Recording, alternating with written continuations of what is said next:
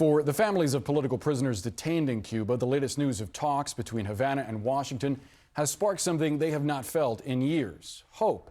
But the family of one Miami school teacher, held in Cuba for 9 years, fears that she is running out of time.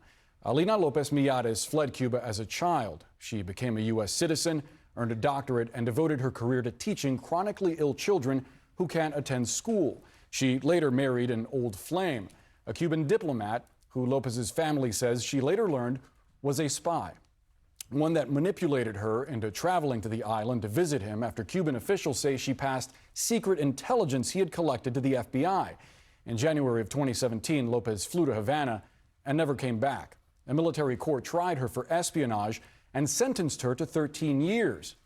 After reviewing her case, the United Nations ruled her detention arbitrary in 2022, saying her rights were violated and calling for her immediate release. Havana initially ignored it, but moved her into house arrest 5 years after her conviction, still not allowing Lopez to leave the island.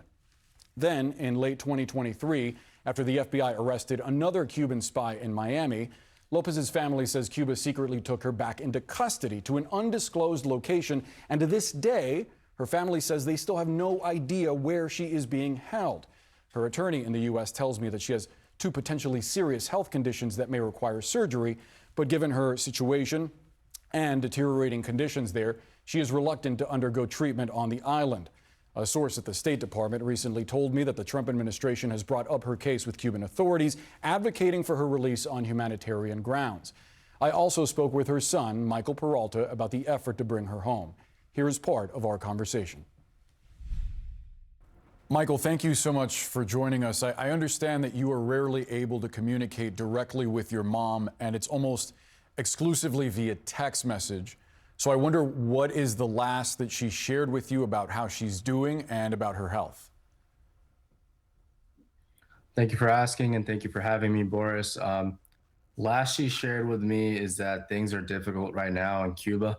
There are several power outages, but she's desperate to come home. And she just keeps praying every day that she'll be back home and close to us here in Florida, back in the United States sometime soon. You shared with me that she's facing significant health challenges. Has she told you that her conditions are being looked after, given how she's being detained? Fortunately, she has mentioned that there have been regular checkups. However, she has issues that may need surgery.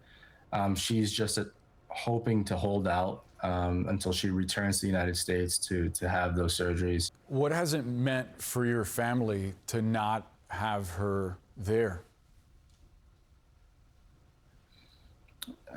I'm not even sure I can put that into words, Boris. My grandmother, while she was still alive, for several years was in her late 80s and early 90s, was visiting my mother once a month by herself, taking her food and medicine.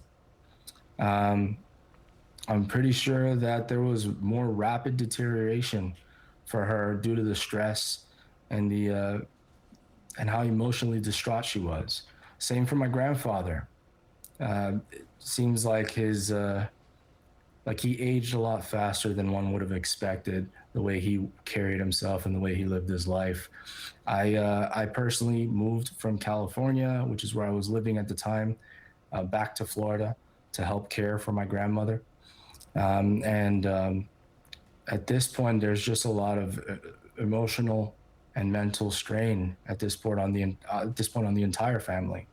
In court documents going back to 2017, the Cuban government accused her of treason, claiming that she was a spy who was helping the FBI. And to be clear, the UN found that her rights were violated during her prosecution. I do wonder what your response is to the claims coming from Havana. All I can say is that my mother maintains that she's not a criminal. She denies the charges that were levied against her, and also that it made no sense for her to be tried in a military tribunal. That makes no sense for a civilian to be tried in a military tribunal. As far as I know, the Cuban government had it out and wanted to ruin somebody's life. There have been subtle hints that have been made by my mother that the Cubans want something in return for her. So it seems to me that they may be wanting to use her as some sort of pawn, but I don't have much information outside of that. A source at the State Department told me that the Trump administration recently raised her case with Cuban officials, advocating for her release on humanitarian grounds. What's your reaction to that? Well, I really hope that there's some progress that's made. I've been in communication with the State Department, and up until now, there's been a lot of requests made of the Cuban government for her release, and no response from the Cuban government, which seems to not be progressing. But with this raised attention, I really hope that something comes out of it. And I pray that my mother is back with us. It's been far too long. She wasn't able to witness the burial of either of her parents. If these recently confirmed talks between the U.S. and Cuba don't result in the release of prisoners like your mother, would you consider these talks a failure? Absolutely. Absolutely. Look, I understand that there are many situations around the world right now, and I feel for those people, even the people in Cuba who have been wrongfully imprisoned. But I do believe that our government's first responsibility is to its citizens. And we've seen Americans brought home from other countries. All I'm asking for is that same attention for my mother. She deserves to come home after 9 years. If you could speak to your mom today, Michael, what would you say?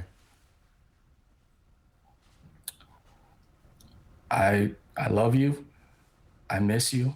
And it's time for you to come home and be back close to your family.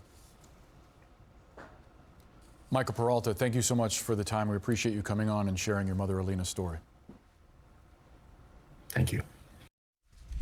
We reached out to the Cuban embassy in Washington, D.C. for comment on 3 separate occasions. They did not respond. Prisoners Defenders, an independent nonprofit that tracks political prisoners around the world, estimates that Cuba is currently holding more than 1,200 political prisoners behind bars, though exactly how many are American citizens remains unclear. Citing sensitivity and privacy issues, the State Department would not disclose a full list.